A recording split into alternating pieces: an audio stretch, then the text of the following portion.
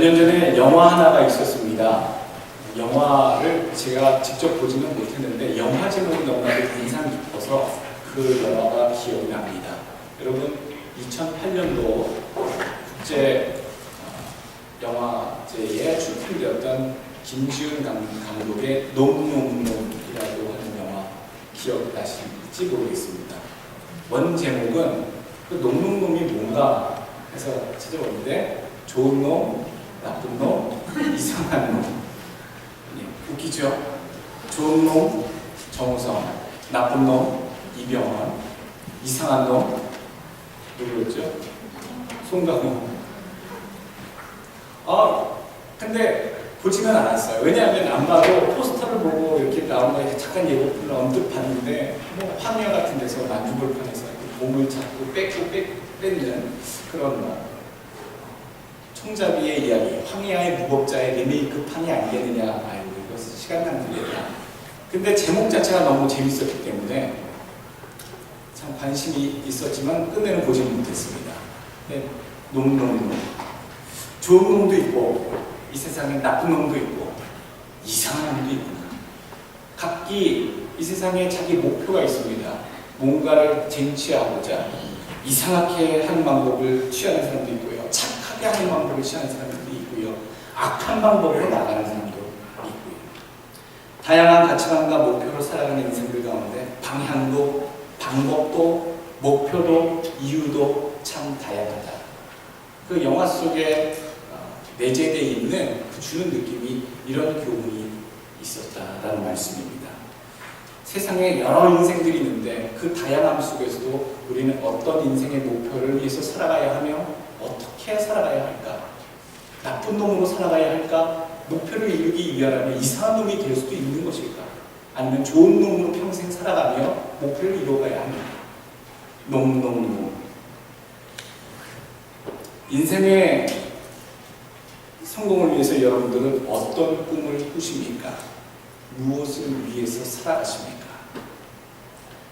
현실적인 성공도 있고요. 원대한 포부도 있을 것입니다. 4살짜리에게 여러분 인생의 성공은 뭔지 아십니까? 바지에 오줌 안 싸는 겁니다. 6살짜리에게 성공은 뭐겠습니까? 나가서 돈 벌어오고 출세하고 이것이 6살짜리 성공이겠습니까? 별반 다르지 않습니다. 이부자리에 오줌 안 싸는 거. 이거 성공하는 거. 별변치 않은 것이지만 우리가 현실 속에서 작은 것이나마 성공을 이루어갈 때에 우리는 좀 더 큰 원대한 성공의 목표를 향해 나갈 수 있게 되는 것이겠지요. 크리스찬으로서의 성공적인 삶은 무엇일까? 어떤 것이 신자다운 삶으로 성공적으로 살아가는 것일까? 여러분 무엇일까요? 크리스찬으로서, 신자로서 살아가는 것은요, 성공하는 것은요, 신자답게 믿음으로 사는 것이 성공한 사람입니다. 오늘 성경에 나오는, 본문에 나오는 이 사무엘 하에 인물들이 몇 명이 있는데 이 본문의 내용을 배경으로 해서 영화를 하나 만든다면 제가 좋은 영화 제목이 하나 설교 준비를 하면서 떠올랐습니다. 이 본문을 가지고 영화를 만든다면 자자자자자 이렇게 만들고 싶습니다. 자자자자자. 흥행이 안 되겠죠? 들어보니까 놈놈놈은 뭔가 좀 흥행이 될 것 같은데 자자자자자. 그러니 풀어 해드리면 배반한 자 압살롬이고요. 슬픈 자 다윗이고요. 옷을 찢는 자 다윗의 친구 후세고요. 기회를 엿보는 자 시바고요. 억울한 자 무비보셋이고요. 그래서 이 5명의 이야기를 영화로 엿보면 자자자자가 되죠. 영화로 만들 생각이 없습니다. 오늘 배경으로 해서 제가 한번 설명을 드리려고 합니다. 이 다윗이 오늘 슬픈 자로 등장을 하는데 참 다윗이 안타까운 모습. 예전에 이 다윗이 아닌데 할 정도로 참 안타까운 여건에 여정에 빠져 있습니다. 자기 아들이 오늘 압살롬이 자기 아버지를 죽이고 대적하고 왕이 되겠다고 반란을 일으킵니다. 그런데 총애하는 아들 중에 한 명이었죠. 이 압살롬은요 원래 셋째 아들입니다. 첫째 아들 암논은 그 압살롬의 동생, 여동생, 사실 암논의 이복 동생입니다. 그 이복 동생을 욕보이고 나서 아주 아버지의 미움을 많이 살게 되지요.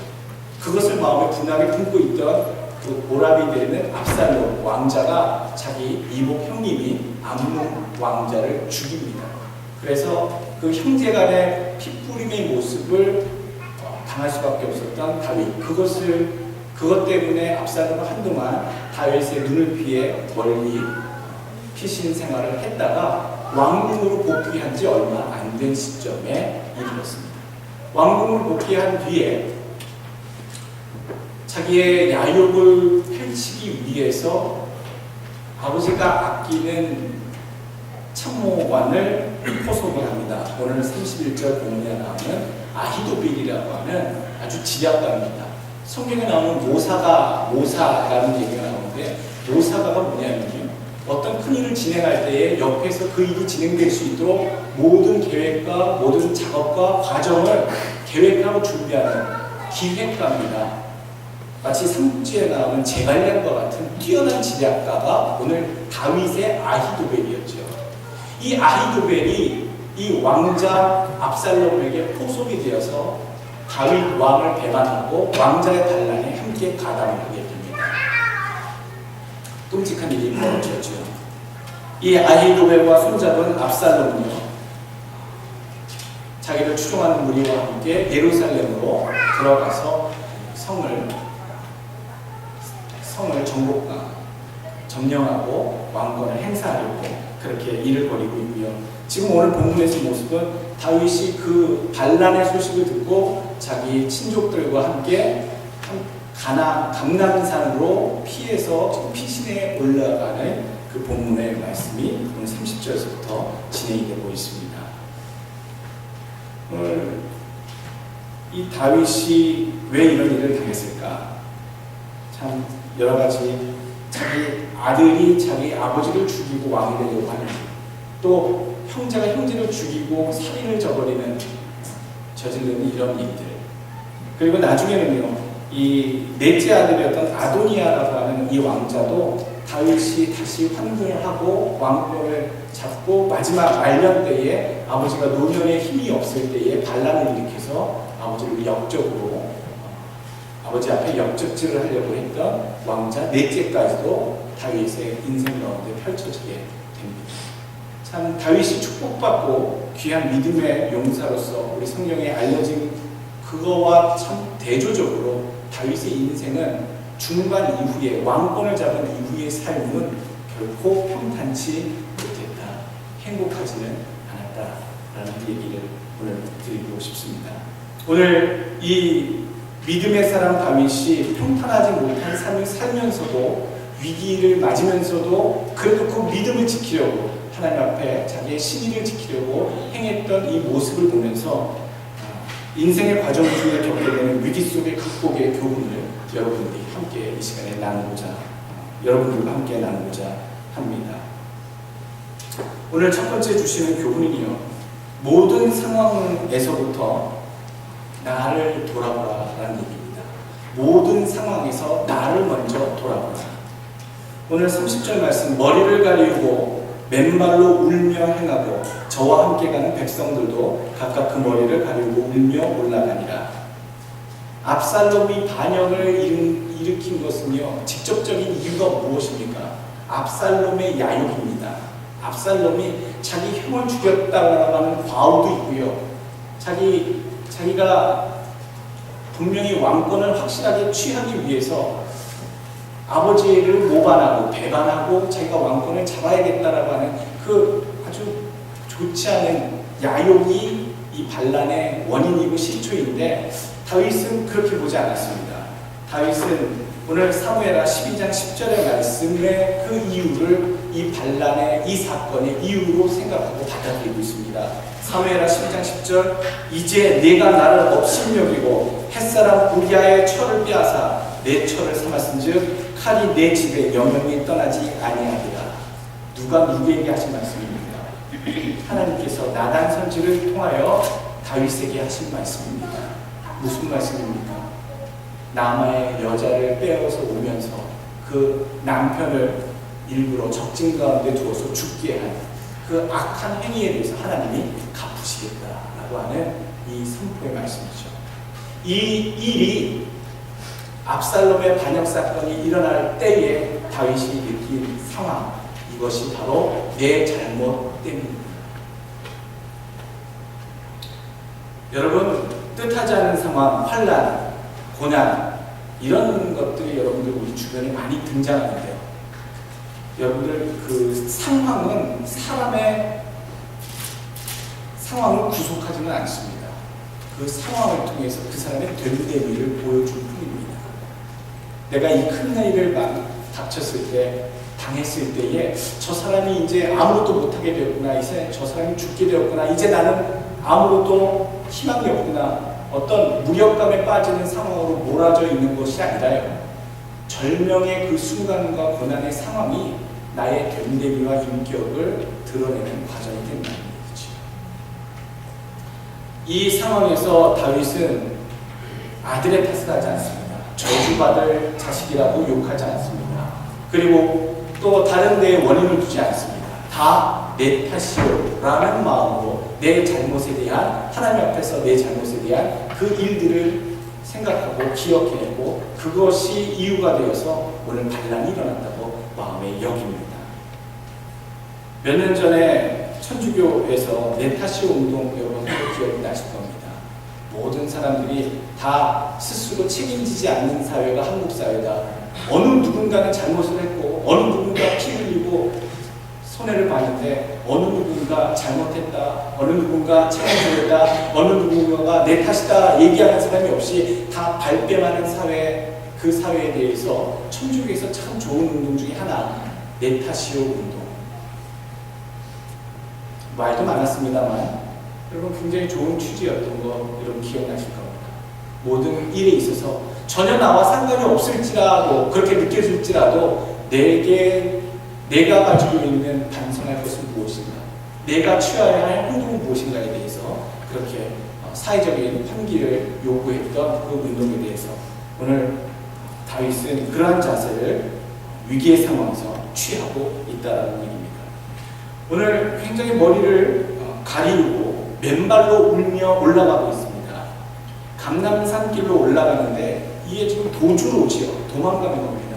도망가는데 예루살렘 성 중심으로 감람산이, 이 둔덕이 둘러져 있습니다. 감람산이 왜 감람산이냐면 올리브가 굉장히 많이 있기 때문에 감람산입니다. 예루살렘 주변의 그 산들이 여러 가지 작은 둔덕으로 되어 있는데 그 둔덕에 올라가면서 지금 이 모양을 성경 30절에 얘기해주고 있는 것이죠. 맨발로 올라갔다라는 것, 행했다는 것은 자기의 죄를 깊이 회개했다라는 의미를 담고 있습니다. 왕이 도망가면서 신당을 안심했겠습니까? 그런데 오늘 다윗은 맨발로 갔다라고 얘기합니다.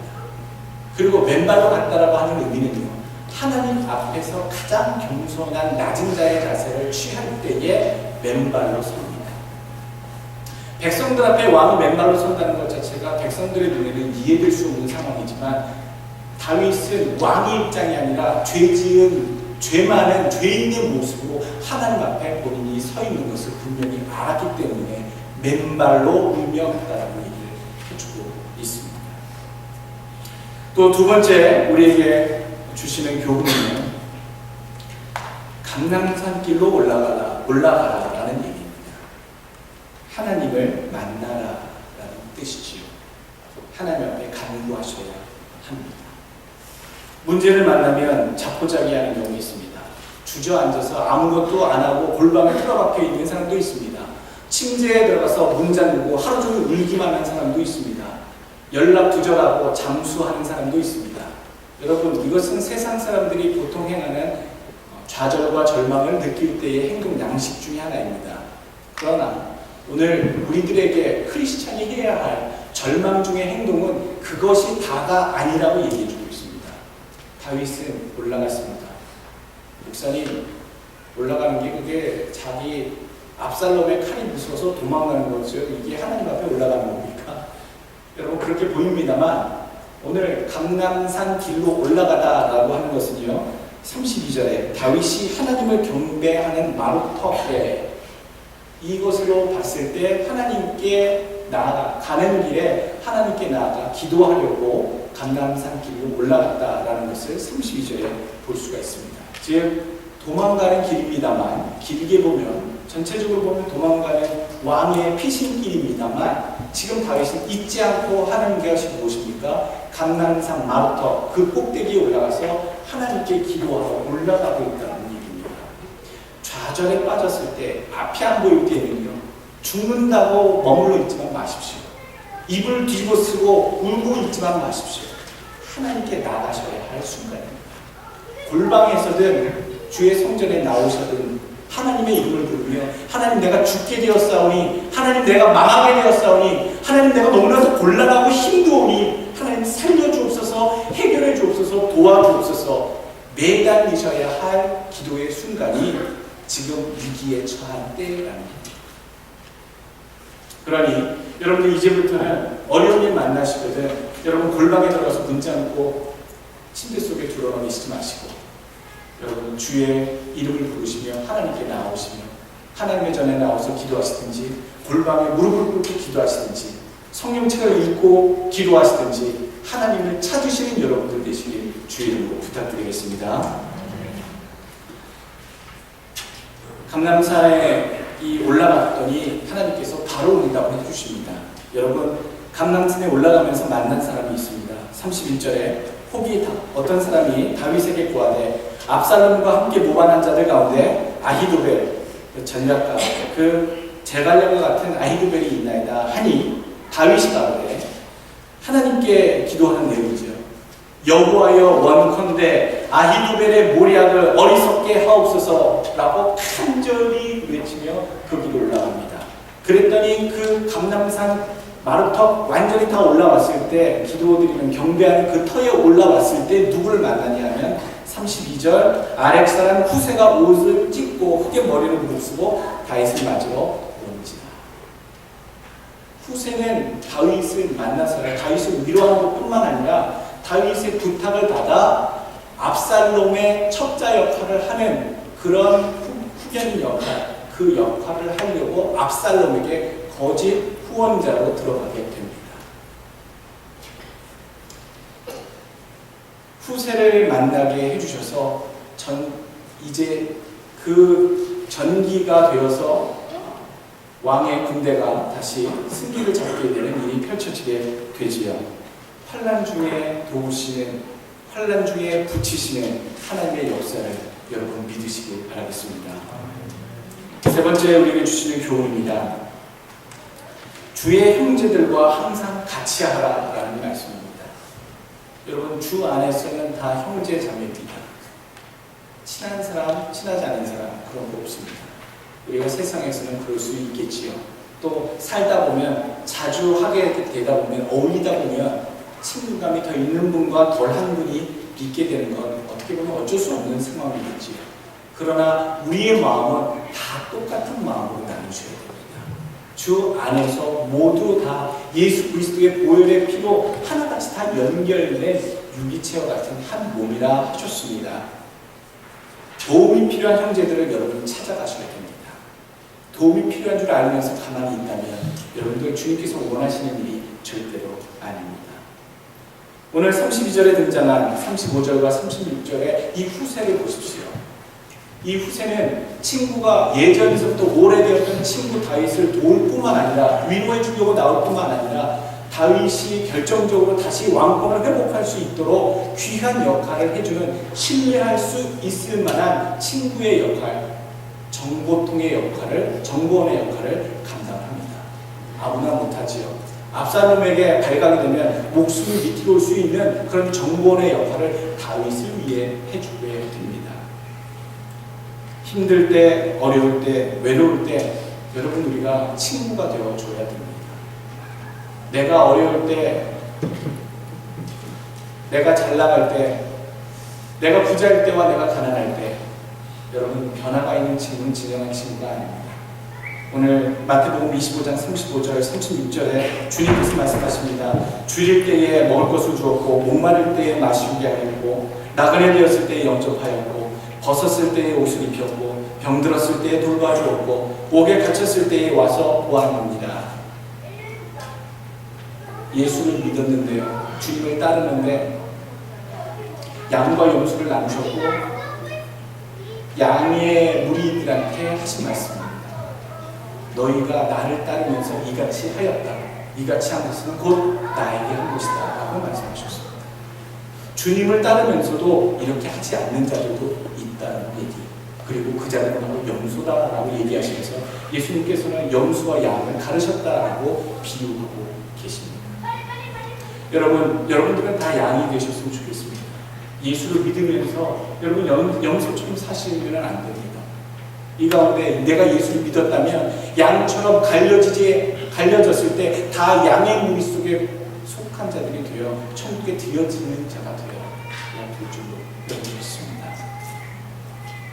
어려운 자들을 돕는 것, 지혜롭게 돕는 것, 그가 정말 원하는 방법대로 그에게 유익이 되도록 돕는 것이 필요합니다. 주의 형제들과 같이 하라. 오늘 세 번째 주시는 우리들에게 교훈입니다. 또 네 번째 주시는 교훈은요, 하나님께 나아가며 내 맡은 일을 찾으셔야 됩니다. 감람산으로 올라가서 하나님께 구하신다고 하셨는데, 두 번째로 우리가 취해야 할 액션은요, 바로 하나님께 나아가며 내 맡은 일을 찾는다는 얘기죠. 예수님께서 말씀하셨습니다. 구하라 주실 것이요, 찾으라 찾을 것이요, 두드리라 열릴 것이요. 구하라, 누구에게 구하라는 일입니다. 하나님께 구하라라는 일이죠. 기도하라는 일입니다. 그러면요, 찾으라는 일, 방법이 있는지 한번 주변을 돌아보고 발버둥 쳐보라는 일이죠. 그리고 방법을 찾았으면 어떻게 하라고요? 두드려봐라, 트라이해보라는 일입니다. 그러면 하나님의 역사가 그 일을 통해 이루어집니다. 여러분, 우리가 착각하는 것 중에 하나가 있습니다. 무슨 일이 있을 때 나는 못해, 나는 이제 아무도 할 힘도 없고 방법도 없으니까 나는 기도만 해. 기도만 하시면 안 되고, 기도는 당연한 거고 가장 먼저 해야 되는 거고 힘써서 맺혀야 될 것이지만, 기도하면서 내가 할 수 있는 최선의 방법들을 찾으셔야 되고 말씀대로 그것을 투하하셔야 됩니다. 이것이 하나님이 우리에게 원하시는, 위기의 때에 원하시는 처세 방법. 후세가 이렇게 중간에서 방해하도록 그 일을 해주지 않았다면, 그 계략이 틀리도록 하지 않았다면, 이 압살롬의 아히도벨의 계략이 아마 적중해서 아마 왕권을 다시 다윗이 회복하기는 힘든 일이 되었을지도 모르는 일입니다. 또 후세가 그 가운데 정본으로 들어갔기 때문에 오늘 본문에 들어가게 되면 후세가 있고요, 35절에 사독과 아비아달, 36절에 아히마아스, 그리고 그 같이 있던 요나단, 이 다윗에게 그래도 충성을 맹세한, 드러나지 아니한 그런 신뢰할 만한 자들이 아직 압살롬의 수중에 있다라는 것, 이것이 나중에 왕권을 다시 회복하는데 큰 요소가 되었다는 것, 오늘 성경은 얘기해주고 있습니다. 오늘 하나님께 나아갈 때는요, 하나님께 구하고 찾는 것 외에도 내가 찾고 내게 맡겨주신 일을 감당한다는 것, 여러분 잊지 않고 행하실 수 있게 주의 이름으로 축원합니다. 또 다섯 번째 우리에게 주신 마지막 교훈이에요. 서로 지혜로운 조력자, 돕는 사람, 또 믿을 만한 조력자가 되라는 얘기입니다. 하나님 앞에, 또 사람들 앞에, 또 주의 형제들 앞에 지혜로운 돕는 자와 헬퍼, 그 다음에 믿을 만한 헬퍼가 되라. 오늘 후세와 시바를 보게 됩니다. 여러분, 후세는 아까 옷을 찢는 자, 같이 아파하는 자, 믿을 만한 자로 등장하고 있고요.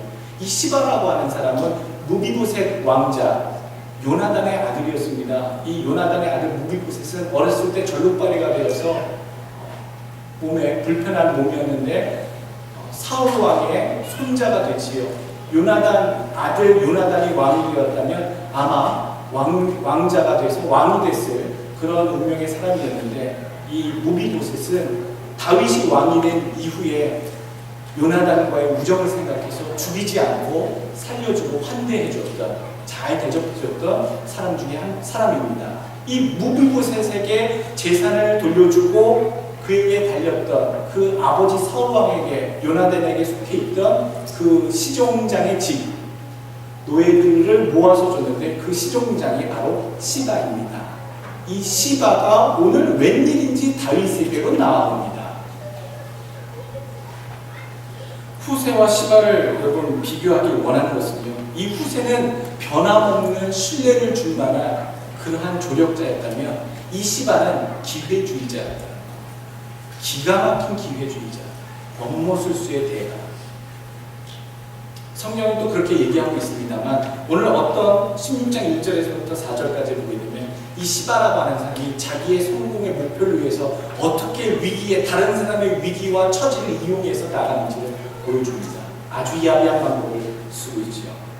돕는 척하면서 자기 자신의 욕망을 추구하거나 그리스도를 잘 섬기는 척하면서 자신의 입속을 챙기는 그러한 모습. 여러분 우리 가운데 옵니다. 나는 진정 교회 내에서 내가 뭔가 더 희생하길 원하고 내가 다른 사람들을 위해서 뭔가 더 나눠주길 원하는 마음으로 교회에 나오는지, 교회를 나오면서 뭔가 교회를 통해서 얻길 원하고 교회에 다른 사람들의 네트워크나 도움을 내가 필요하기 때문에 교회를 나오는 것은 아닌지, 여러분 절실하게 솔직하게 정직하게 내 자신을 돌아봐야 할 순간이라고 생각이 됩니다. 이 시바는 그러한 자였습니다.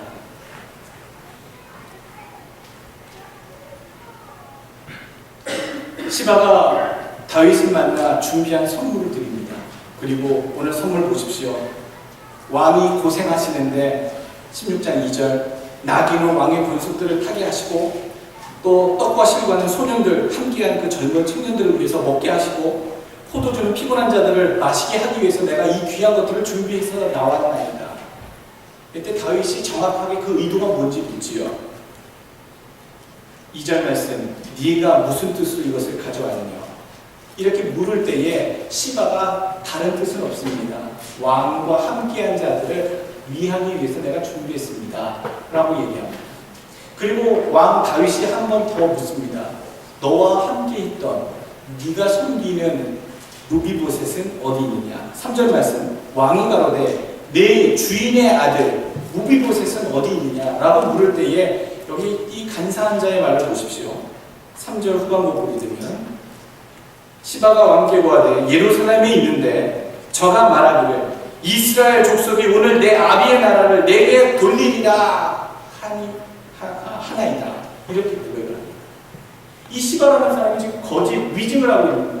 자기 주인이 되는 무비보셋이 지금 다윗 왕이 반란 가운데 피신을 가 있고 어지러운 와중에 자기가 사울 왕의 왕자의 권리가 있고 또 그 권리를 내가 지금 찾아야겠으니까 모든 이스라엘 족속들은 나에게 왕권을 되돌려야 한다라고 외치고 있습니다 라고 지금 이 시바가 거짓 내용을 피난가고 있는 다윗에게 전하고 있다. 다윗은 요나단과의 그 우정 때문에 그 아들이었던 무비보셋을 왕자 중에 하나같이 귀하게 대우해주고 그 재산을 되돌려주고 모든 것들을 다 환대해줬는데 그 얘기를 지금 피신을 가고 있는 중에 들으니 이 다윗의 마음이 무척 많이 흔들렸을 것입니다. 진위를 파악하기 힘든 상황이었겠죠. 경황이 없는 상황, 자기 아들 손에 죽느냐 사느냐 지금 피신 가는 중에 있는데 오늘 다윗이 이건 분명히 실수구나라는 생각에 답변을 하게 됩니다. 4절 말씀, 왕이 시바더러 이르되 무비보셋에게 있는 것이 다 네 것이니라 라고 선포를 해버립니다. 괘씸하게 여겼다는 것이죠. 시바가 보한 그 내용이 진실이라고 믿고 감히 무비보셋이 내가 그렇게 환대를 했는데 내가 지금 환란을 틈탄 이 상황 속에 내게 그렇게 대적을 하는가라고 받아들였고 거기에 분노한 나머지 괘씸한 마음이 들었던 나머지 무비보셋에게 주었던 모든 재산을 다 시종자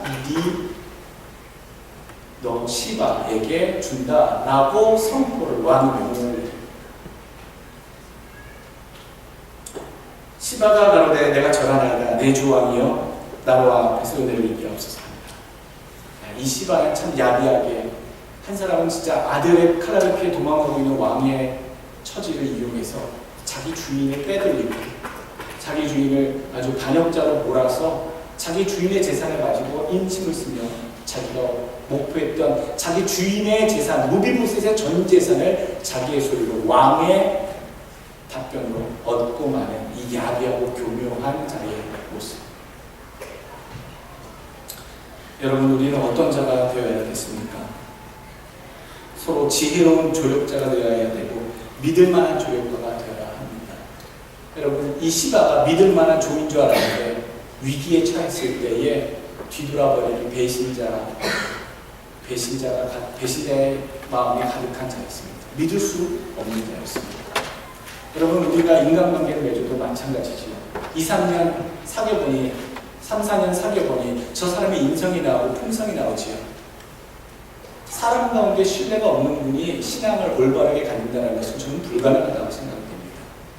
사람들 가운데서도 저 사람은 신뢰할 만하다, 저 사람은 뒤통수 때리지 않는다, 뒤에 가서 딴짓하지 않는다, 이런 신뢰를 얻으실 수 있는 기본 바탕이 있는 인격이어야지만 하나님 앞에 온전한 믿음도 가질 수 있다라고 저는 생각합니다. 물론 우리의 이상형이겠지요. 모든 사람이 다 그렇게 처음부터 완전하지는 않겠습니다. 그러나 우리의 바람은 많은 사람들 앞에서도 크레더블, 믿을만한 자, 신뢰할 수 있는 자, 할만한 자로 그렇게 여겨지셔야 되고요. 더 나아가 하나님 앞에서도 내 믿음을 하나님 앞에 지켜드릴 만한 자로 살아가셔야 되는 그런 신앙이 되셔야 될 줄로 여러분 믿습니다. 여러분, 오늘 시바와 이 후세의 인생의 한번 대비를 보시면서 나는 너무 야가 빠진 것은 아닌가? 나는 너무 내 실속만 차리는 크리스천은 아닌가? 내가 주의 종으로 하나님의 종으로 살아가고 있지만 기회만 되는 시바처럼 꿈틀거리는 나의 야욕이, 나의 욕심이, 이기심이 표출되지는 않는다. 여러분, 많은 것들을 생각해 내셔야 합니다. 여러분, 19장 26절에 보게 되면 이것이 진실이었다라는 것, 거짓 내용이었다는 것이 밝혀집니다. 나중에 다윗이 환궁을 하게 되고 모든 것이 진압이 되었을 때 무비보셋을 만나게 되죠. 19장 26절 무비보셋에게 서로 이야기합니다. 대답하되 내 주 왕이여 왕의 종 나는 절뚝발이이므로 내 나귀의 안장을 지워타고 왕과 함께 가려 하였더니 그랬습니다만 피신을 같이 떠나려고 했습니다만 나의 종이 나를 속이고, 나의 종은 여기서 시바입니다. 나의 종이 나를 속이고 종이 나를 주께 내 주 왕께 참소하였나이다. 거짓으로 아뢰다라는 것이죠. 내 주 왕께서는, 다윗께서는 내 앞에 하나님의 사자, 천사와 같은 분이시니 왕의 처분대로, 왕의 판단대로 하옵소서. 내 아비의 온 집이 주 왕 앞에서는 다만 죽을 사람이 되지 아니하였었나이까. 그러나 종을 왕의 상에서 음식 먹는 자 가운데 두셨사오니 내게 오히려 무슨 오름이 있어서 다시 왕께 부르짖을 수 있사오니까. 지금 무비보셋은 지금 죽어도 한이 없도록 이미 다윗 왕께서는 제게 천사처럼 대해주셨습니다. 제가 더 무슨 억울하다고 무엇을 되돌려달라고 하겠습니까? 저는 그럴 자격도 없고 이미 충분한 은혜를 많이 받았습니다. 그러나 그것은 잘못된 위증이었습니다 라는 것을 지금 올리고 있다는 것이죠. 진정한 이 무비보셋의 마음이 전달되는 상황입니다. 마지막 19장 30절 보게 되면 29절의 말씀 보게 되면 이 다윗이 그래도 자기가 선포했던 시바에게 무비보셋의 재산을 다 주어라 했던 그 내용을 다시 되돌릴 수 없어서 절충안을 냅니다. 29절 왕이 저에게 이르되 내가 어찌하여 또 내 일을 말하느냐. 그래도 마음이 아직 원치 않다라는 얘기죠. 내 일을 말하느냐. 너는 시바와 밭을 반반 나누라. 처음에는 시바에게 다 주었는데 그래도 이 무비보셋의 말을 들었을 때에 어느 정도 일리가 있다고 생각해서 오늘 다윗은 밭을 나누라라고 다시 판결을 하게 됩니다. 그랬더니 30절 말씀 무비보셋이 표현합니다. 왕께 구하되 내 주 왕께서 평안히 궁에 돌아오시게 되었으니 왕이 이제 컴백하셨으니 저는 더 바랄 것이 없습니다. 저로 그 전부를, 저로는 여기서 그 시바에게 그 전부 재산을 그냥 독차지하게 그냥 그렇게 하셔도 저는 원도 한도 없나이다 라는 답변을 이 무비보셋은 왕에게 하게 됩니다. 압살롬의 반란을 통해서 나타나는 인간 군상들에 대해서 보게 됩니다. 자기 아비를 배반한 자, 배신자 압살롬을 보고요. 그 죄의 대가로 슬프게 처한 자 다윗을 보고요. 그리고 정말로 어려울 때에 진정한 힘이 되었던 친구, 같이 옷을 찢는 자 후세의 모습을 봤고요. 그리고 또한